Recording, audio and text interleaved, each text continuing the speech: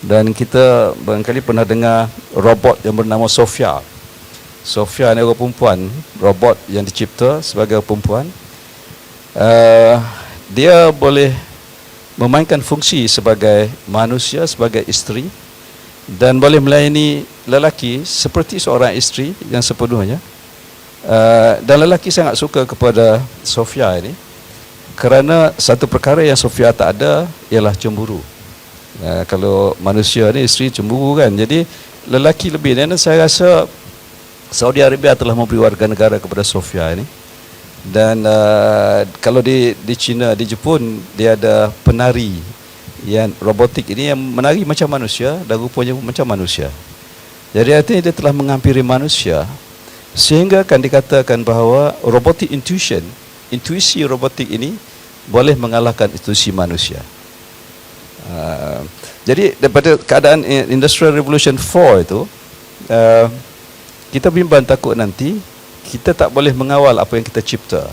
Artinya kalau semua robots dan algoritma dan sebagainya itu dicipta, dan Jack Ma sentiasa mengingatkan bahawa kita boleh menggunakan, Jack Ma founder of Alibaba, mengatakan bahawa boleh kita gunakan, tapi jangan sehingga kita tidak boleh kontrol perkara-perkara mesin ini. So kita cipta mesin, satu ketika nanti kita tak boleh kontrol mesin, tapi sebaliknya mesin akan kontrol kita. Itu antara perkara yang bahaya. Implikasinya kepada itu saya ingat ada dua. Yang pertama, berlaku apa yang dipanggil deglobalization, berlaku the end of globalization. Baru ni sebelum fourth industrial revolution ini berlaku globalization. Berlaku itu sebab kebanyakan industri dia datang kepada negara-negara yang mundur, di mana buruhnya murah, dan dia boleh produce dengan cost of production yang sangat rendah. Tetapi sekarang ini mereka dapati bahawa digital ataupun artificial intelligence ini lebih murah lagi berbanding dengan buruh manusia.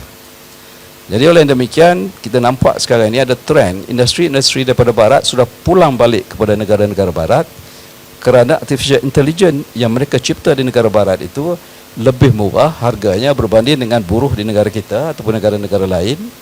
Dan oleh demikian, kalau dulu berlaku globalisasi kerana penetration industri-industri ke negara-negara dunia ketiga, tapi sekarang mereka dah pull back balik kepada negara mereka sendiri.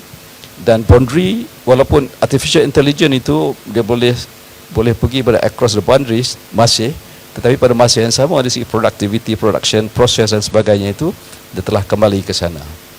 Jadi kita nampak sekarang ini industri di negara-negara ketiga dah mula ditutup, dan implikasinya nanti ialah pengangguran akan berlaku dalam kalangan kita, termasuk dalam kalangan negara-negara Islam. Jadi perkara yang pertama yang kita akan hadapi ialah pengangguran yang besar nanti insya-Allah, dan kita kena bersedia dengan perkara semikian. Dan yang keduanya ialah berlakunya dehumanization, menyahkan manusia. Manusia tidak akan jadi manusia lagi, ataupun kemanusiaan akan menjadi luntur dengan sedemikian rupa. Dan kita nampak dalam kita di universiti juga sekarang ini digalakkan kita menggunakan sistem e-learning dengan menggunakan proses MOCC dan ditekankan sungguh-sungguh supaya kita buat e-learning dengan alasan untuk mobility dalam educational mobilization, supaya kita boleh duduk di mana-mana dan kita boleh belajar, tak payah jumpa dengan guru. Kalau kita tengok pada Islam nanti, murid tak akan berjumpa face to face dengan guru, sedangkan kalau dulu kita tengok murid-murid ini berdepan dengan guru dan setiap hari, setiap saat memerhatikan tindak tanduk guru, dan sedikit sebanyak ada tempias perangai guru kepada mereka. Tapi sekarang ini tak payah lagi.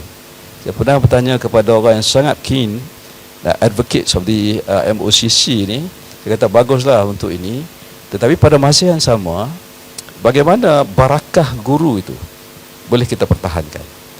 Dia kata boleh tak kita pakai Skype, yang boleh nampak muka guru dengan murid boleh buka juga, tapi dia artificial lah, maknanya dia tak sama dengan face to face itu. Intuition kita punya emotional linkage dengan guru kita dah jadi tak ada. Dan itu cukup membimbangkan, sehingga nanti murid tidak berakhlak sebagaimana akhlak gurunya, ataupun guru sendiri tak berakhlak dengan muridnya. Itu juga satu benda yang bahaya hingga melunturkan kemanusiaan itu. Berbanding juga dengan sama juga dengan hal-hal yang lain. Yang paling mudah macam WhatsApp kan. Saya ingat Datuk nanti akan bercakap tentang bahasa. Saya ingat bahasa WhatsApp sangat merosakkan dan kalau ada orang atau pelajar-pelajar saya berhubung dengan saya, kalau bahasa dia ejaan tak betul, huruf kecil, huruf besar tak betul, saya takkan balas. Saya akan hantar balik, tulis dengan bahasa akademik supaya mempamerkan keserjanaan. Ya, terutama Islamic Studies, minta maaf ya, dia ada titik-titik di belakang. Assalamualaikum titik-titik. Apa khabar titik-titik. Itu ejaan pun kita pun tak tahu benda apa ni sebenarnya. Dia saya tanya, kenapa Ustaz ada titik-titik? Maknanya ada lagi benda yang saya nak tulis. Jadi bahasa pun kita tengok berat dah ya. Dan kalau di Pulau Pinang ni, kita pergi ke kedai-kedai ni, pemudi Cina bercakap dengan kita, dia kata kamu. Saya tak tahu Datuk macam mana ya. Kita rasa kecil hati. Saya orang tua cakap kamu sebab kita ada Kelantan, kecapmu ni kasar kan. Saya tak tahulah. Lepas tu tengok dalam TV, dalam radio apa semua ni cakap korang ini kan. Wah, itu pun kita rasa luar biasa. Tapi begitulah media memainkan peranan penting untuk tidak menghormati antara satu sama lain lagi, sebab tidak ada face to face punya connection.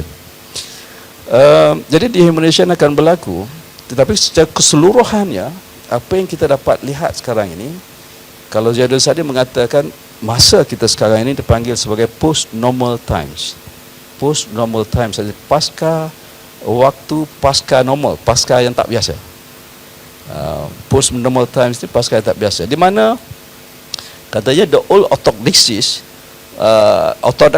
yang tua ni, yang lama-lama dia dying, dia makin mati. Tetapi pada masa yang sama, new orthodoxies tak muncul lagi. So sekarang kita ni dengan Industrial Revolution 4 ini, kita berada in between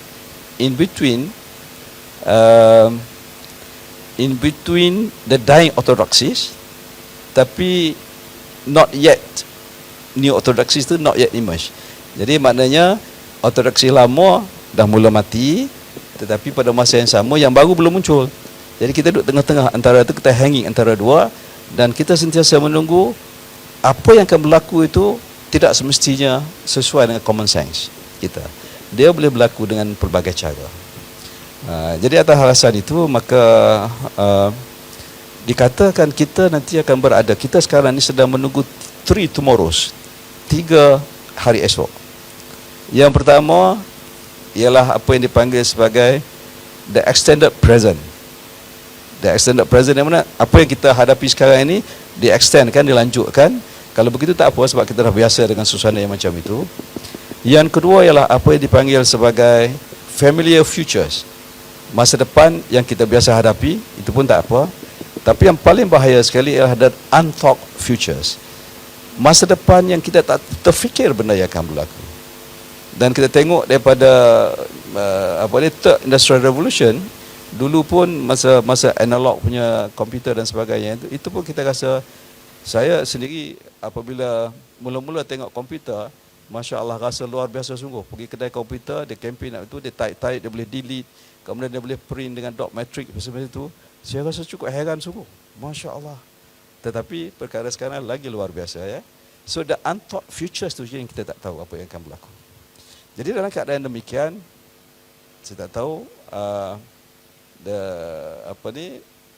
dengan proses dehumanization process, dengan deglobalization process, ya, dengan the post normal times, dan kita terpaksa berdepan dengan itu apabila kita nak bina pembangunan berteraskan Islam. Saya yakin kita kena ambil kira itu semua.